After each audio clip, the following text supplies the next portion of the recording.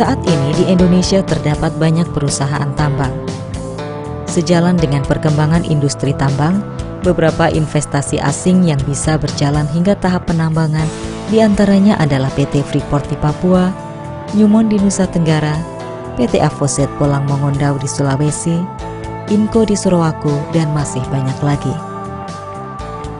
Sementara pemain dalam negeri ada PT Timah, Aneka Tambang, PT Bukit Asam, dan lain sebagainya.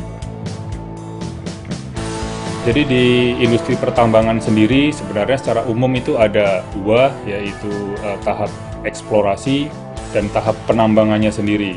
Tetapi memang kadang-kadang itu sering disalah mengertikan, yang masih eksplorasi dikira sudah penambangan atau eksploitasi dan sebaliknya. Nah, eksplorasi sendiri tentunya sifatnya adalah penelitian, itu melibatkan teman-teman ahli geologi ekonomi tentunya di situ dan tidak atau sangat sedikit mempengaruhi atau mengubah keadaan lingkungan sekitarnya.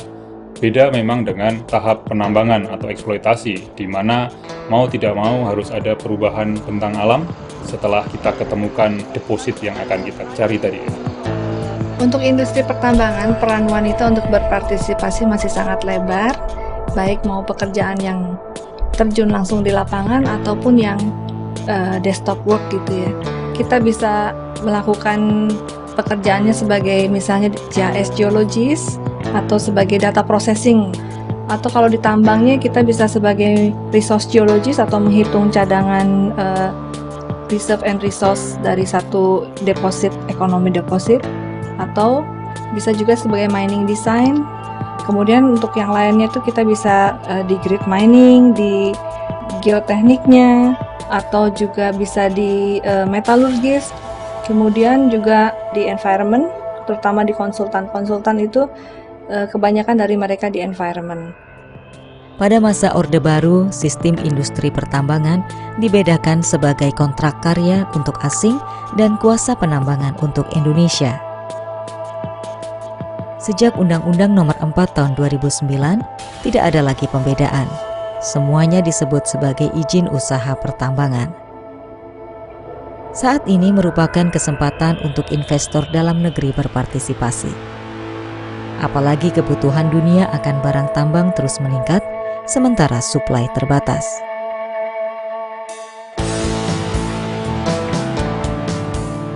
Industri tambang memang industri yang padat teknologi dan padat investasi. Selain padat modal dan melibatkan teknologi tinggi, terkenal sangat berisiko tinggi. Catatan yang kita peroleh selama ini atau laporan selama ini memang tingkat keberhasilan atau sukses rasio dari sebuah industri pertambangan ataupun dalam eksplorasinya rata-rata adalah 1:100. Artinya kalau kita punya 100 proyek, satu saja yang berhasil itu sudah bagus. Memang hanya bisa dilakukan oleh pengusaha-pengusaha yang punya komitmen untuk mengembangkan, untuk mengaplikasikan sistem penambangan terbaik. Berbagai hal seperti regulasi, royalti, masyarakat, dan lingkungan tentu perlu diperhatikan.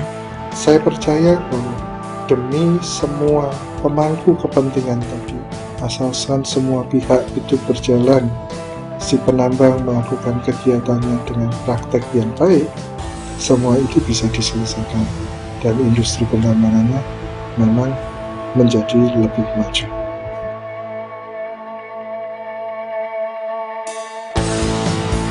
Indonesia merupakan negara dengan kekayaan tambang kelas dunia. Kini harga barang tambang semakin membaik. Kesempatan bagi pengusaha Indonesia maupun investor asing pun semakin meningkat.